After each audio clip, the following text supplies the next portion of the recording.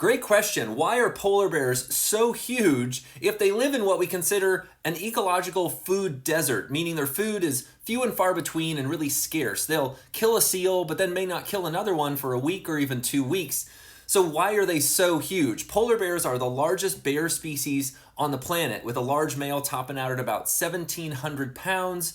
Females are much smaller, almost 1,000 pounds lighter, around 650 to 700 pounds. Still huge bears. And if you're wondering how that compares to like the big brown bears of Kodiak bears in Alaska that feed on salmon, get fat all day during the salmon runs, those bears, a big male tops out between 1,600 and 1,700 pounds. So the large Kodiak brown bears are actually pretty darn close to the size of polar bears. But the big difference is Kodiak bears live in a food-rich environment, especially during the salmon runs, whereas polar bears are massive and yet live in these food deserts. So let's talk about the selective pressures driving huge polar bear sizes. So the first selective pressure driving really large polar bear body sizes, and these aren't presented in any order of importance, is the way that they hunt their primary prey, at least when they're out on the ice, seals. The way that they'll do this is find an air hole that the seal is using, because remember, this is ice floating on top of the Arctic Ocean. And so there are seals under there, right? And the bear knows it, but the seals have to come up to breathe, and so they use air holes like that.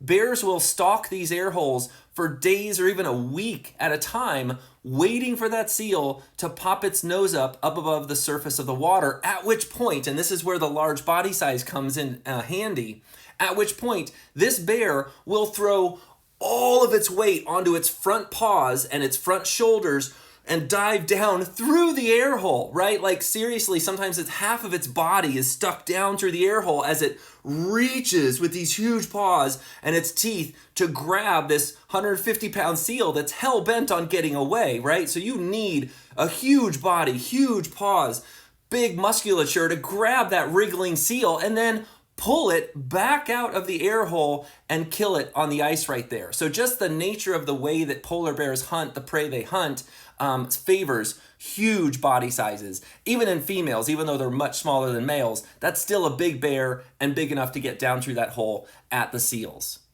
So the second selective pressure driving large polar bear body sizes is competition, both in the form of competition for food, right? Because food is scarce, polar bears will evaluate any other polar bear that has a kill or is on a carcass.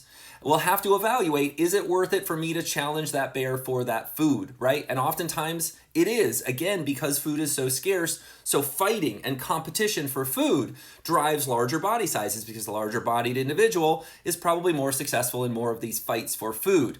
In addition to that, and probably something you may have picked up on when I was first introducing the polar bear sizes and the difference in size between males and females, males topping out around 1,700 pounds, and females are almost 1,000 pounds lighter, around 650 or 700 pounds.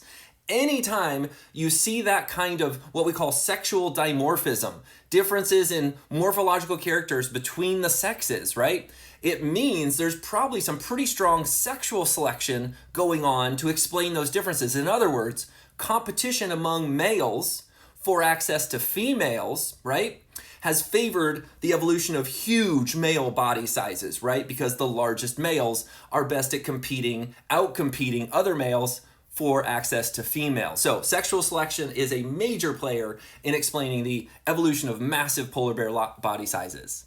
And the third major selective pressure driving large polar bear sizes is something we call Bergmann's rule, and has everything to do with the size of your body relative to your mass or your volume and how much body heat you ultimately lose as a result of that relationship. And here's how it goes. The larger body you have, the lower the surface area to volume ratio. In other words, the less surface area you're presenting to the world, the larger your body gets. Really small animals have very high surface area to volume ratios. They lose heat very quickly. The larger you are, the more slowly you lose heat. And thus, large body sizes in polar bears are highly adaptive because it quite literally helps them keep warm.